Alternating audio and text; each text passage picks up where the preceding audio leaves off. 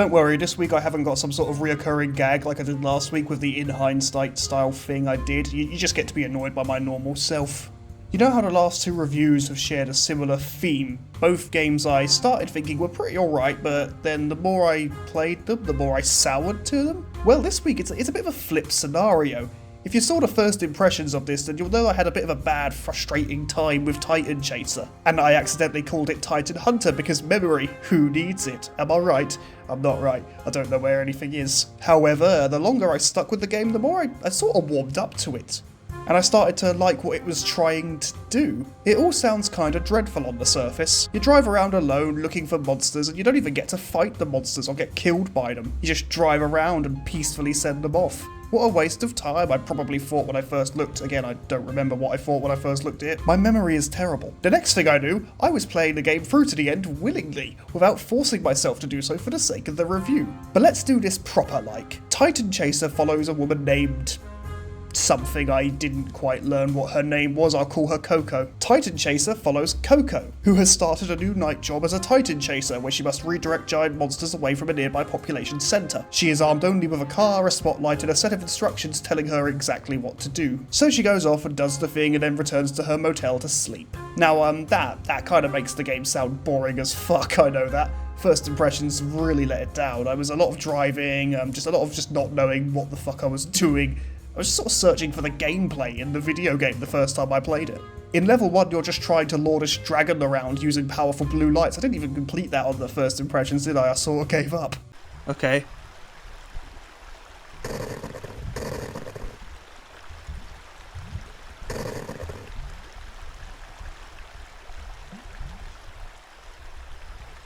Okay. So yeah, this is Titan Hunter. It's not very good.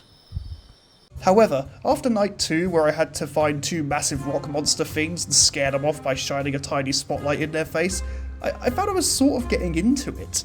The game is at heart the story of someone just sort of working their night job. You may have to deal with titans, but they're not hostile entities, and you sort of just try to keep them away from people so that they don't get hurt and the people don't get hurt. Driving around in the dark, even though the car is a bit shit, had a certain sereneness to it. I came to enjoy that part. I even came to enjoy the stages of doing things, you know, get in the car, turn the car on, use the handbrake, roll down the window to listen for titans. When you see one, turn off the engine and turn on the spotlight to get a better look. It's not elegant at all, but in its own weird way it kinda works. You feel like someone on the bottom rungs of a corporation who's only got the most basic equipment that, you know, her supervisors wanted to pay for. Now I'm about to spend the rest of the review complaining because whilst I had a better time with this than I thought I would, than the last 2 games I played, I'm not blind to its shortcomings. In fact, I'd actually have to be blind in some cases not to notice them, like how many buildings and road sections were just not aligned with the ground at all. Seriously, you have so many houses and dustbins in the little town that you could explore, stood upright on inclines in a way that looks horrible. Look, I'll put some footage up here for goodness sake. Look at that. You can see under houses most of the time, for fuck's sake. The game is really dark, visibility speaking, which does add to the atmosphere and gives the Titans a sense of mystique,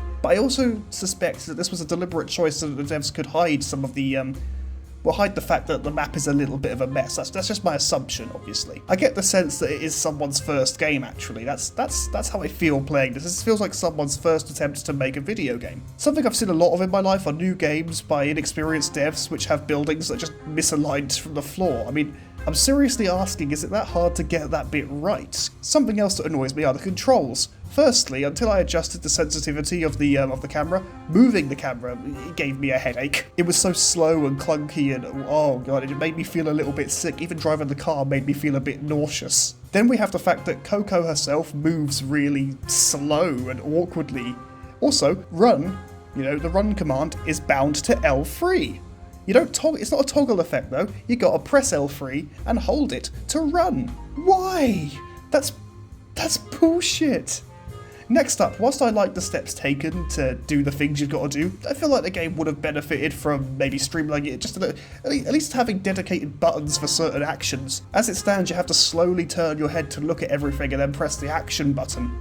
I think it would have served the game better if you had something like, I don't know, triangle to get in car, circle to start the engine. Some of the D-pad could be used for things like the headlights or the spotlights, you know, it would have helped. So I don't have to slowly move my head around and then, you know, look for the tiny activation window just to press the... It's annoying.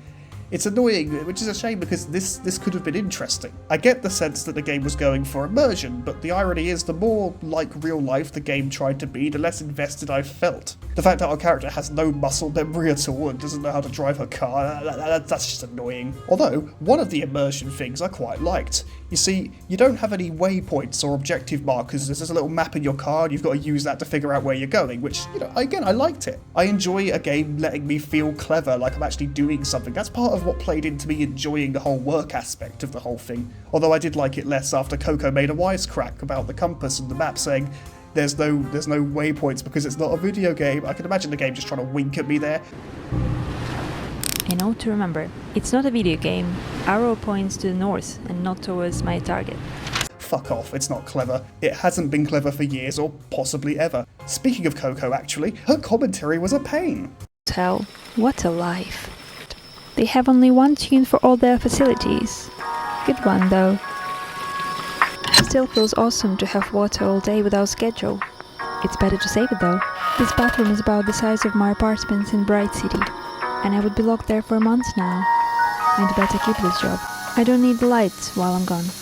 I don't know you, Clark, but I'm grateful music can save my day. Or night, actually. Also, I hope you left your booze somewhere. I might need it. That's a lame way to park your trailer. I hope the owner is alright though. Anyway, I need to find my way to the top. Should I slide from the control tower? Oh man. She will repeat lines from the previous nights like, I don't need the light while I am gone, or it's nice to have running water, yada yada yada. Same way every night, exact same recording. Why? I don't need the lights while I'm gone. I don't need the lights while I'm gone. I don't need the lights while I'm gone. I don't need the lights while I'm gone. Why does it do that? She didn't have to talk all the damn time, but she did. And the irony again, we've got more irony coming for you. That's right, it's two-dip irony. For a character who talks as much as she does, you'd think we'd learn something about her character. Look, I talk to myself all the time. I live alone and it's just something I do. And even I thought she was chatting utter shit half the time. I know she grew up in a little village. I know she moved to a city and now realises monsters had something to do with problems, but that's kind of it. Thankfully, you can disable the voiceover, and I highly recommend that. There isn't much else you can do in the settings, but at least it offers that mercy. Something else that bothered me was how the game's missions are all available from the get-go, ruining any sense of progression or story. You could literally skip to the epilogue if you wanted to. Like, maybe that should be something you could do if you've at least beat the game once, before it becomes an option. Though it's not like the game has a satisfactory ending to speak of, so I suppose it doesn't matter too much. And this, gentle viewer, is where we enter the dangerous spoiler territory. So if you don't want to hear these, you should make like King Arthur and run away. That's a shout out to Monty Python. I like Monty Python, it's silly. If you don't want to, hear these, I'll give you a minute.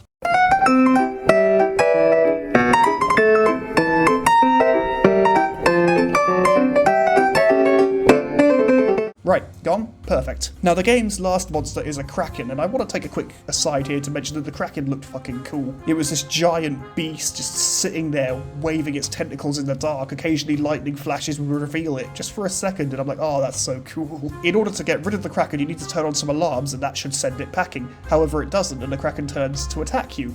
But then, you wake up at the motel, unharmed.